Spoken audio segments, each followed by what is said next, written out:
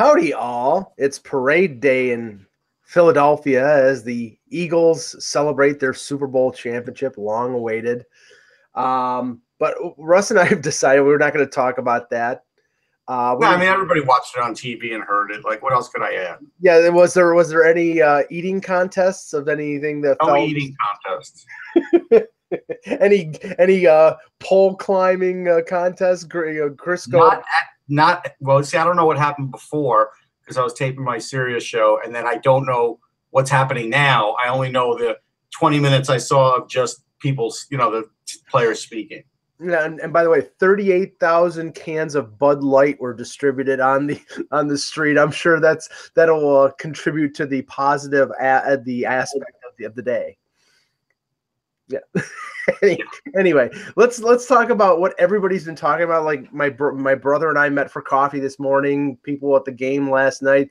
It's not like the NBA trade deadline. It's the Quincy Jones interview with Vulture magazine or Vulture or whatever. I don't even know. Was he even talking to anybody? I don't know. I don't know. It was just a stream of consciousness. But I have to get he's one of the most prominent musicians and music producers of probably the last half of the 20th century. And he produced Thriller with Michael Jackson and a lot of other stuff. I mean, but that popular wise, that's and also a world-class partier. Yeah, yes, and married to Peggy Lipton, who was on the Mod Squad. And back, if you take a look at photos back in the day, very beautiful lady. And another one, Nastasia Kinski, who's not too shabby herself. But the stuff that he brought up in this interview. I mean, okay, the salacious stuff. I don't even care. Like, I don't. Well, I know, but just to give picture to everything. Yeah. This is a 85-year-old man, and basically, he said 12 years ago, when he was 73, he had an affair with Ivanka Trump. Okay, fine. If you can, God bless you if you can. He spilled the beans on some things regarding Marlon Brando and Richard Pryor and a few other that I really don't care about. But when he got to music, the things about Michael Jackson stealing music things from I think it was Donna Summer and Greg Philliganes. I think the guy who played on like a couple Eric Clapton albums and is a session musician. He stole or didn't give credit to him. I'm sorry, isn't sampling stealing? Yes, yeah. In my eyes, it is. I believe so, but this is before sampling. I know, but I'm saying like this is why some of this talk is just like salacious, because now everybody can sample everything and it's not thought of stealing. But the sacrilege, and then he even went into who he thought killed JFK. But the most ridiculous stuff was about like the Beatles. Yes. And too. Now go ahead. That was where. So here's the thing. Like, we've talked about the Beatles before, and we've talked about Ringo's drumming, and we know Ringo's drumming wasn't the best. Eck defends Ringo. That's fine. He's got his opinion. He's the real musician, so I'm not going to dispute it. Sure. But we all know he's not a world-class drummer. Got it, right? But he's basically saying that they were all talentless. Now, they weren't the Monkees, okay? I get that they had to get better as musicians, right? They were young. They came into the country. They looked good. It's not like, they had everything going for them at the beginning musically. Yeah. But they got better, and they got a lot better over the years. And to say that Paul McCartney was not a good bassist is just crazy. Me as an amateur bass player, somebody who I've played off and on, just trying to learn on my own to play the bass for like the last half of my life, and I stink. But I listen to Paul McCartney, I listen to Chris Squire, I listen to Geddy Lee, and if you ask them, they said Paul McCartney is a great bass player. So I'm sorry, Quincy, just because he doesn't play your type of music, and you knew him when he was 21 years old and just learning when he was playing in Germany or something like that, doesn't mean that he's not. I mean, influence wise, he's a great bass player. But if you just listen to the bass lines, the isolated bass lines like you can listen to on YouTube, it's great stuff. It's unbelievable stuff. It is. I think what the trap that Quincy fell in was like, he said, well, we told Ringo to go get like a beer, and then we brought in a session drummer. Okay, yeah, if you're bringing in like a jazz session drummer compared to Ringo Starr, I get what you're saying, right? Yeah. And Charlie, like Charlie Watts from the Rolling Stones was not a great drummer either. No. Both of them were timekeepers. I mean, Right. if you watch the documentary on George Harrison, and they're talking to Ringo about "Here Comes the Sun," it was a very difficult time signature, and they had to plan it out, and it wasn't like this elaborate like Bill Bruford like drum solo, but it was it was a little tricky.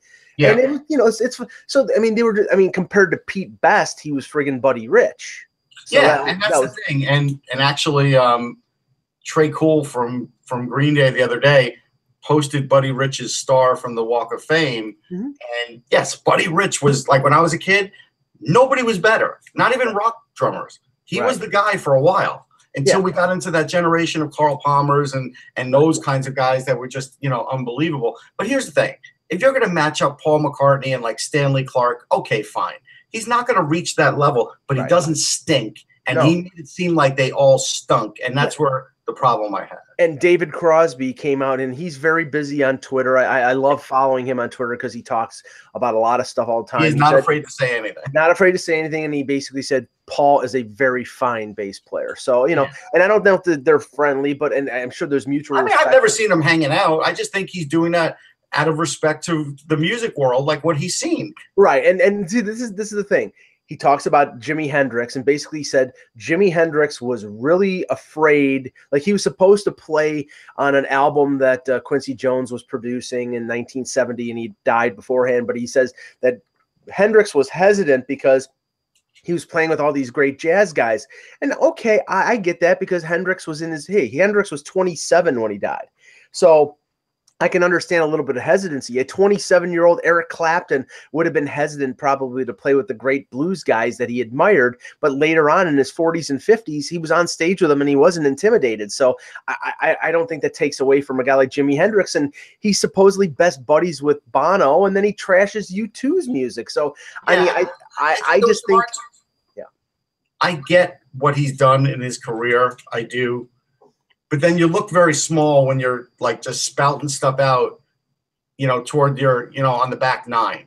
Yeah. And that's where I have no interest and just think he's done himself a great disservice, I think. Yeah. Yes, I agree. And I know enough old people in my family, and that, like I go out for coffee in the morning and run into the what I call the over the hill gang. And there is no filter. They will say what they want to say. And here the difference is that Quincy Jones is famous and has lived a very exciting and interesting life. And at 85, he believes he has the opportunity and the freedom to spill, and that's fine. But I think jealous of the Beatles and Paul McCartney, maybe. I don't know.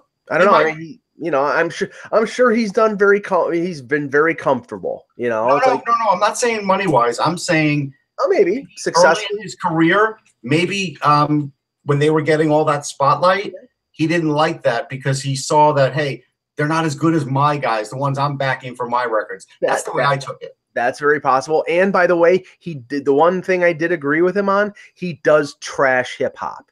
He trashes it as overly simplistic and the same four things over and over, which yes, it's repetitive. So it is. An old guy like me and an old guy like him agree on one thing. So okay, anyway, let's start the show.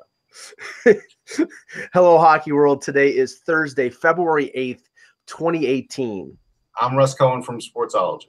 And I'm Michael Agello, thankfully, in my home base. And this is the HockeyBuzzcast here on HockeyBuzz.com. After a long drive to Toronto yesterday, 2.5 hours to get to Burlington, and then another hour on the train. We are here to talk about today's news and notes in the hockey world. And Russ, while you were doing your show for Sirius, that you can hear on the weekend. Friday, Saturday, Sunday, yes, podcast. From now, there you go. From now until the trade deadline on February 26th, which is now 18 days away, you are probably going to see a lot of interesting waiver wire activity because teams are going to try to get their sort of house in order. And we have to start with that. We'll start with one waiver name and then go into the team that it affects.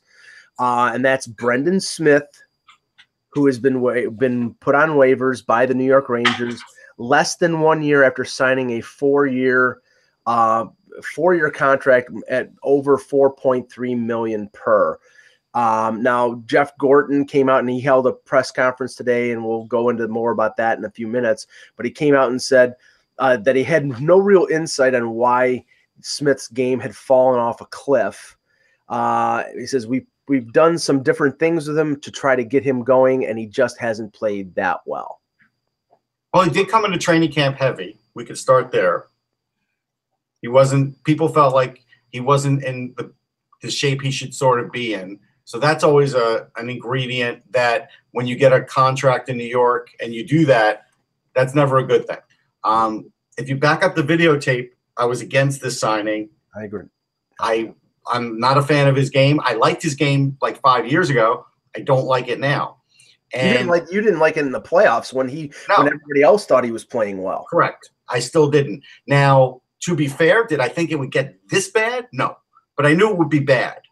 And so now it's gotten to the point where they've called up Neil Pionk, who played at Minnesota Duluth and has been playing well at Hartford. But again, I need to point out to people, playing well at Hartford has nothing to do with playing well or even just surviving at the NHL level. Yeah. If you have a prospect that just sort of survives at the NHL level, you're better off sending him down. Like so I don't know what will happen when Neil Pionk comes up, but that's a whole other story. As far as Jeff Gorton talking, it's interesting because I was on the midday show yesterday on Sirius, and I was with Mike Johnson, and we were talking about the situation with Nash and everything. They kept saying, well, the Rangers are obviously, they've said, and the Rangers said, and I said, well, actually, the Rangers haven't said anything. I said, what's happened is agent probably leaked the information, then Rick Nash talked about it. I said, but we haven't heard anything about Jeff Gorton. So now, of course, Jeff Gorton spoke today. I don't even know what he said yet. Well, they released a long statement, and I won't read that, but the couple quotes that are interesting from him and from Glenn Sather. Gorton says the reality of it is that we have to look forward. Deals will be based on long term, not to try to save this season. Mm-hmm. And Sather says, we are all tuned into the same show here. We are all on board. And this is, the thing is, this is in the last 48 hours. Look at how everything has changed at MSG. Now, I know this obviously has been in the planning stages because it's been snuck out over the last couple of weeks. Now the Larry Brooks rumors make sense because that could have been just sort of like laying the groundwork and preparing everybody for what their plan was. But with Kristaps Porzingis blowing his ACL and now the Knicks definitely not being in the playoffs, and now the Rangers essentially putting themselves on the track of, well, we're going to sell. So far. I mean, right. Things change. That this is a fluid situation. Right, but they did lose again. Yeah, yesterday in horrible fashion. Right, in horrible fashion, and that wasn't Lundqvist's fault either. That game, no. There was no defense, none. No, but no offensive push other than Nash's goal. None. See, I don't. The thing is, though, I don't think Gorton and Sather come out and make statements like this if they're like sort of being wishy-washy on deciding whether they're gonna stay in it or get out or sell. I think Russ. I think wishy-washy. What they're doing is buying time. Yeah, I think they're pushing their chips into the center of the table and saying we're going to getting ready for this, but they're still buying time, Mike. There's 18 days. They're not giving up on the season today, no matter how bad they've looked, because they have 5 players out injured. They probably have a good idea of who's coming back when, and so they're not saying, "Hey, we're rebuilding today." What they're doing is they're having a press conference so they could sort of delay what's going on. It's a little bit of a stall tactic. It's coming clean. But by doing that, it gets the heat off a little bit, and they're hoping their team plays a little better, and then they'll decide where their season's at. But this is not a guarantee of anything, this press conference. Yeah, no, this is part of the statement. I'll just read the main body part here.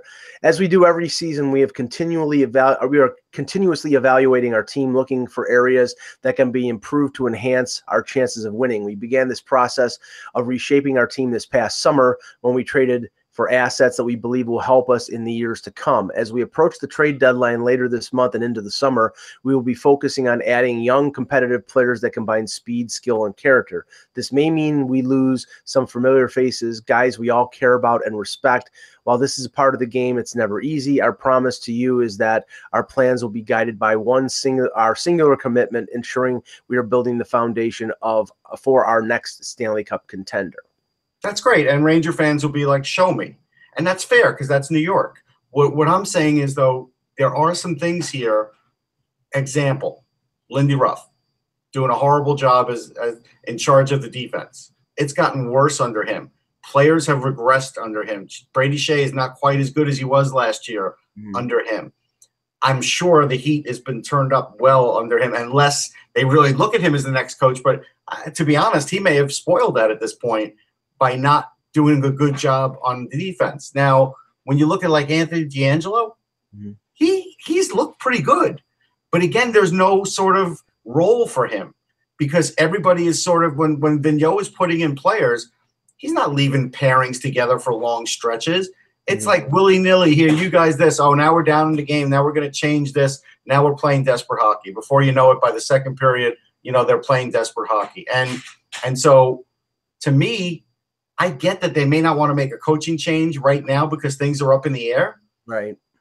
But if they had somebody in mind that could, mentor younger talent, I'd bring him in now. But I don't know if they have that person. Yeah, so I mean, situation. Yeah. I think right now the writing is on the wall that it's going to happen after the season. Obviously, I mean, Vigneault's been there for a long time. He's gotten them to a Stanley Cup final and a conference final, but it's gone downhill ever since. And coaches have windows, and they have shelf lives, and they decide after a while that the team might be tuning them out. Plus, if they're going also when I get like the game previous to this where the Rangers lost 2-1 to Dallas, that was a pretty good game. It was a very competitive game, and it was just didn't work out in the end, right? But for Vigneault to come out and sort of say, he didn't think his team played that badly, come on. And that's essentially what it boiled down to. The one thing I'm interested in everything that's come out today is Gordon's not taking any heat for the Smith signing when he should be. He should be. That's fair. This is probably. I'd have to scan through the 2017 free agent class, but based on bang for the buck, it might be the worst signing of the entire year. Yeah, it's one of the worst. And it really was everything I was afraid of as far as for any team being a bad signing. There's no question. I mean, again, I don't know. I think the thought process was based off of the playoffs. And I think now, just as I was screaming then, you have to have a bigger sample size than that. You just do. We'll probably take a couple questions at the end of the show from the chat if you want to ask some questions. I didn't want to pay attention to the guys in the chat room, but I guess I will now. Okay. Now, the other significant name on the waiver wire, and this apparently is a symptom of the Bill Peters rant that Pete Tessier talked about earlier in the week, because apparently one of the focal points of Peters was Marcus Kruger, who they brought in. Remember, Kruger was, I believe he went from Chicago to Vegas in the expansion draft, or he was traded, and then he was flipped to Carolina for a 5th-round pick. Now he has another year at $3.08 million. And he had a goal and 5 assists in 48 games, and the Hurricanes placed him on waivers today. Now, obviously, the thing is, though, the money is a little steep. The year he's having is not good, but the need for centers, there's a possibility he gets claimed, unless he's just lost too much, unless he's not fast enough anymore. He's not fast. Foot speed's never been there for him. Right, but the guy's won Stanley Cup, so I'm doesn't matter. Yeah. So what I mean? Like that's like saying, pick an old guy that's coming out of retirement. Well, he's won Stanley Cups. That used to work in the 80s. It doesn't work anymore. Yeah, but he's not old, Russ. No, but it doesn't matter. It's just once you've gotten to the point, like for a while he was a good penalty killer. Yeah. For a while he was like a good third liner. For a while he was a good defensive guy. But the problem is, other than penalty killing, everything else you need to do that I'm talking about for him, you still have to have speed. He doesn't have that. Now, Frank Cervelli is reporting that the Canes may be willing to listen to offers for Jeff Skinner. Skinner had a really good year last year with Carolina. This year, his numbers are down. I believe there's only 31 points so far this season. That would seem to be, to me, Ross, to be counterproductive because they need offense. So why would, and his cap hit, and I believe he's only got a year left. I know he's short term on his current deal, but they need offensive weapons. They do, but again, this is the time of the year where there's so much time left before the deadline. Remember, how many games are we talking? Probably 6, 7 before the deadline. 18 days, yeah. They usually average 3 a week, so 7 to 8. 7 games. Nobody's doing anything quickly right now. And so teams are throwing everything out there. Like in the next couple of days, everybody's going to have a press conference. Everybody's going to say, we're sending everybody through waivers. This is the time of year where everybody's doing their due diligence because, hey, they don't know what somebody else wants for Jeff Skinner. They might look at that. Somebody might make an offer for Skinner and they say, hey, you know what? Even with a year left, we got to do this. This makes us better. Well, I mean, yeah, Skinner has another year at $5.725 million. So, I mean, which is reasonable because he still skates like the wind. And we saw the other night in overtime that he could still possess the puck really well if he wants to. And, I believe he's in his 7th season or 8th season. He's only 25 years old. I know. It's only the concussion part that probably gives anybody any pause, but he's still a really terrific player. Yeah, so I'm not so sure that the Canes will be trading from an area of weakness unless they think they can get 2 or 3 assets that are close to playing in the NHL for one. I mean, that I understand that potential, but I keep saying if it's the Hurricanes and they're making a trade, they're probably trading for offense and they're giving up one of their many defensemen that they have. Now it's interesting, Russ, because at being at the Leaf game yesterday and covering it all day, when Mike Babcock came out once again, and I think I mentioned this yesterday, but he did it a second time in just over a week, where he was openly lobbying and advocating for Lou Lamoriello to make a deal. And the thing is, right now the Leafs are in a situation here where they have a player who's on a conditioning stint in the AHL. That stint will be over with by the weekend. The Marlies play 3 games this week, so the conditioning stint for Soshnikov will be over with. Then they have to put him back on the 23-man roster. And the thing is, the two of the best players last night are I believe the only 2 waiver exempt players on the Leafs, and that is Travis Dermott and Kasperi Kapanen, who scored a really nice shorthanded goal. They're not sending these guys down. They're playing too well. So that means either they're trading Josh Levo or Soshnikov in the next 48 hours, or they're going to expose one of them to waivers. And I think if either one of them go on waivers, they get claimed because they're cheap. Yeah, I think they are cheap, but these days, with the kind of guys that are coming out in the 6th and 7th rounds, even as an example, like if you look at Olofsson for the Sabres, we talk about him. 7th round pick. 7th round pick. We talk about him with Steve Brealey on this week's show. I got to tell you, this kid is way better than a 7th round pick. But because there was some due diligence there with the Sabres, they probably got themselves a hell of a player. Well, now we're talking about maybe trading a 6th or a 7th round pick for some of these guys. You have to be really certain now as an organization that you have a role for these kids, because the days of just throwing picks away are gone. Right. Like we've seen that. We've seen that happening the last couple of years.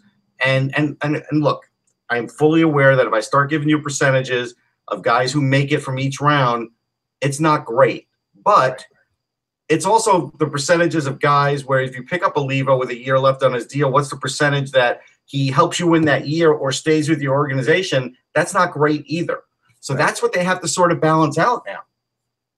Yeah, and I mean, but they're in a position where they're at 50 contracts. They have extra bodies. they're perfectly set up if there's an opportunity out there to make a 2 or 3 for 1 type of deal, which in a way would take them off the hook. But it also, for a team that's starving for young assets, it would help them if they, if a team had a veteran defenseman and they got, say, Connor Carrick and Josh Levo and a draft pick for one player. I mean, that helps the Leafs and that helps them as well. So I could see something like that happening fairly soon before the deadline, but there's no guarantee. But obviously the coach is on board with this because he keeps saying, I want, no team that I've ever coached doesn't need help. So he's just out there saying, come on. And he says he's talking to Lou every day. So I think that's going to be an interesting story. Here's an example.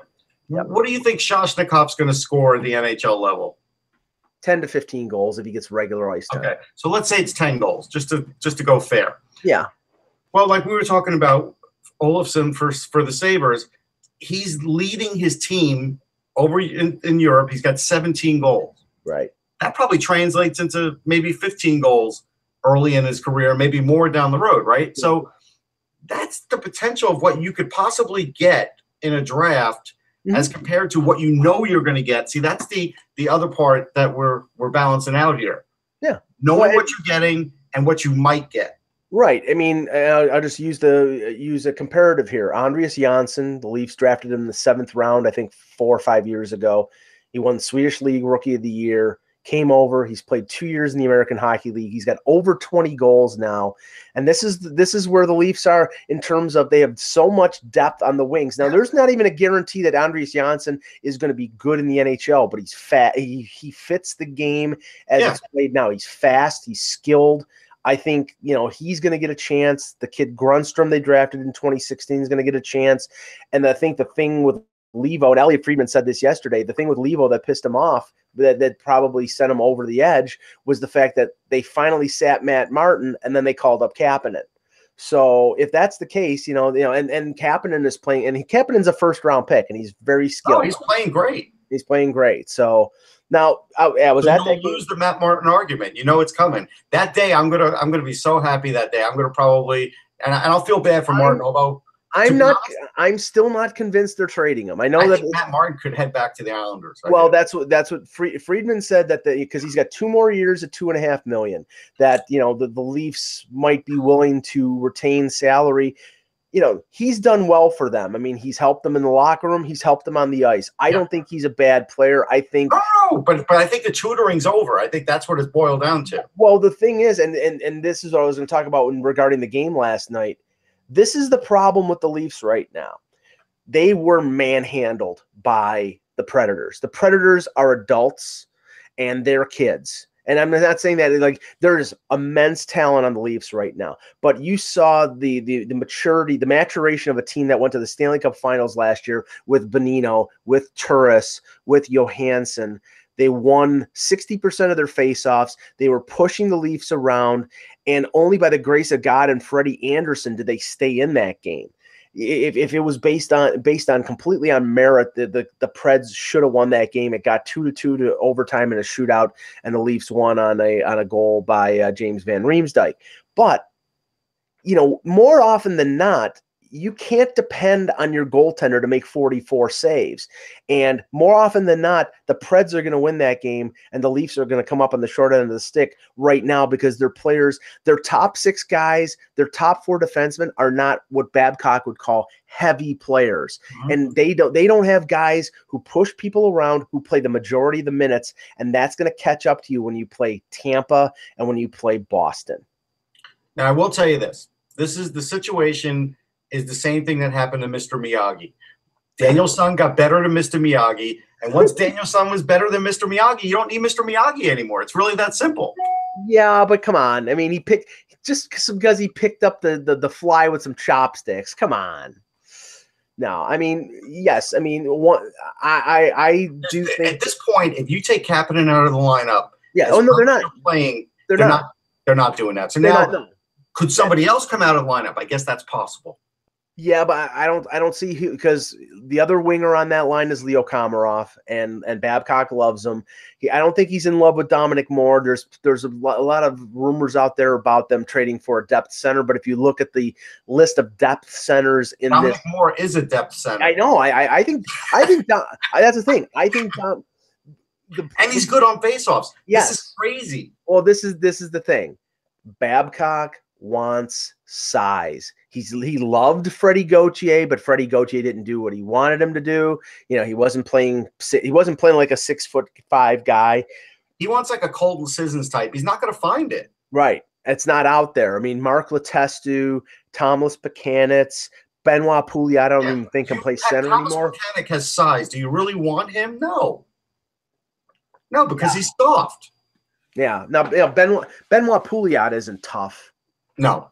Yeah, but he's what, 6'7"? So it's he's not 6'7". No. All right, it was 6'5". It's Boyle that was 6'7". Yeah, Boyle is 6'7". So okay, Stephen Pouliot as a fourth liner is pretty good, but they're going to take a cap hit there. He makes like $4.5 million, doesn't he? No, he got bought out. He did get bought out. Okay. He signed with the Sabres for $1 million. So it's only $1 million. Okay. Yeah, so he's cost effective, and I bet you anything he moves before February. But he's not a big face-off guy either. No, and that's the thing. It's like, I mean, that's where Moore is really helpful. Right. And he's a very good penalty killer. Moore helped set up Kapanen for the shorthanded goal yesterday. So, right. A couple other notes, and then if there are any questions in the chat, we can go to that.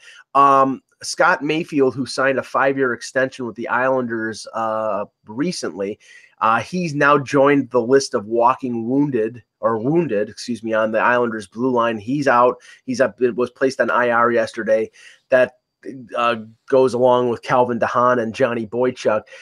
Now, I'm not looking at the standings right now, Russ, but I think the Islanders are about a point or two ahead of the Rangers. They're really, I mean, they're maybe 3 or 4 points out of the playoffs right now.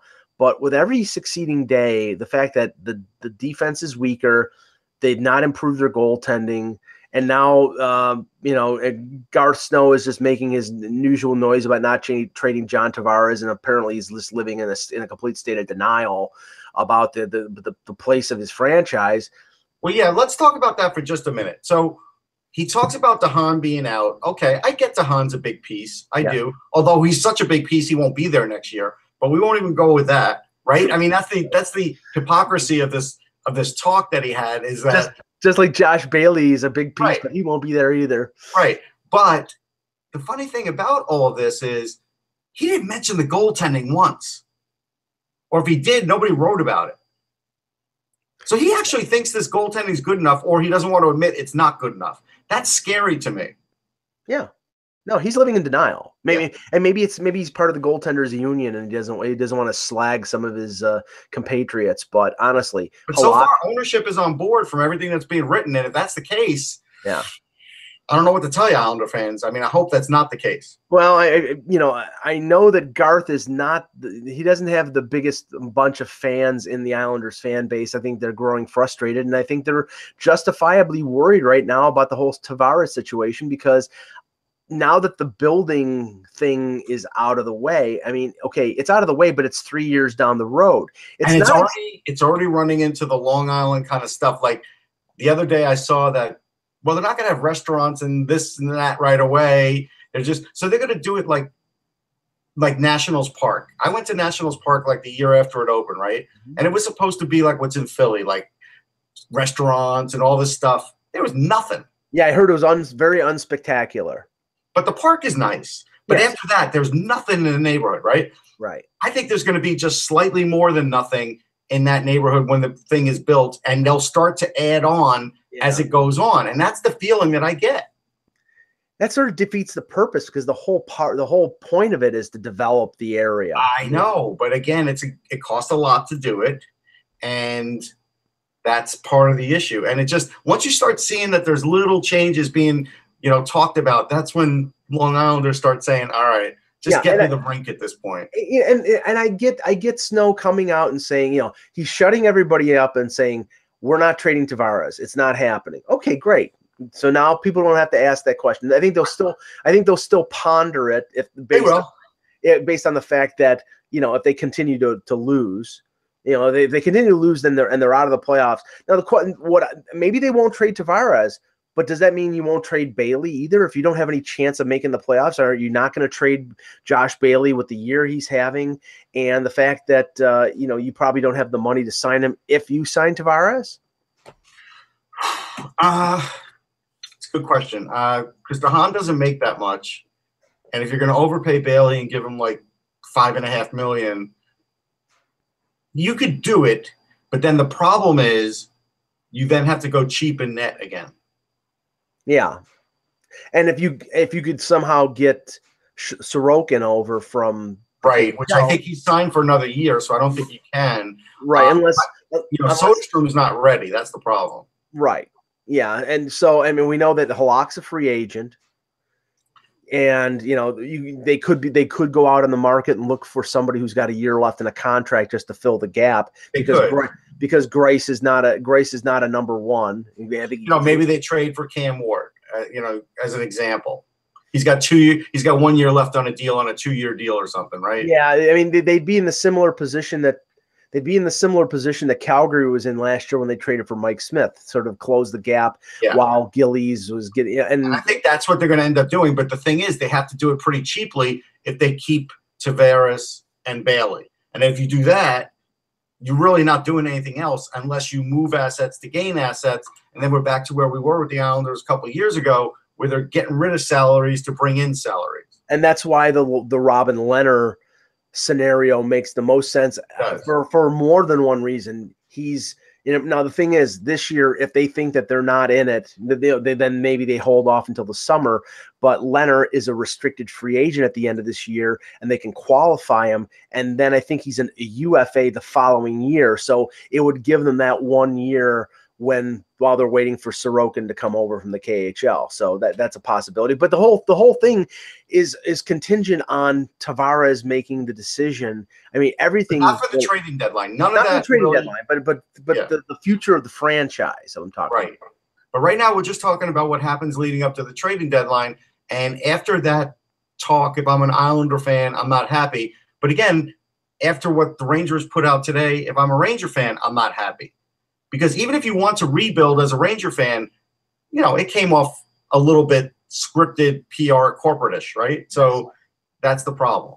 But I think you eliminate all doubt here regarding the UFAs. They're going to trade Grabner. They're going to trade Nash. They're going to trade Nick Holden if they could get anything for him. Well, that's the whole thing. If they can get anything for him, but again, if they happen to win a few, they won't be able to trade all three of them. They'll probably – and that's what they have to look at. We don't know, is Kreider coming back? We don't know.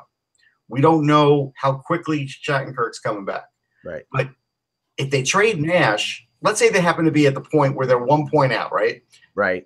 And they trade Nash. If you don't have Kreider coming back, you don't have enough offense. Yeah. Unless you think Cody McLeod's doing something. Well, and one fighting a couple times yesterday and embarrassing the NHL. Did you see that? Let's give kudos to the NHL for 10-game suspension for Alex Burrows because he's a scumbucket, and I didn't get a chance to see that until late yesterday, just before the suspension was announced, and I couldn't believe, the kneeing to the back of the head, the punching, it's disgraceful. This guy should retire. He's worthless. He's been worthless for a number of years in terms of his. He got his moment when he was playing with the Sedins. Yeah. And now he's just acting thuggish, and we don't need that in hockey. Yeah, he's trying to be Matt Cook. Yeah, is what he's trying to do, and he's holding on to the last vestiges of his career. And he's the type of guy that I can't wait. Matt Cook late in his career was better than Alex Burrows. Well, because at the end of his career, he knew one more thing would knock him out, so he behaved himself for the most part. But Burrows, I guess, doesn't care. I mean, he surrendered 10% of his salary or a little more than that for this. So that brilliant. One other thing, just about the game last night. Some good math by you, Mike. Yes, there you go.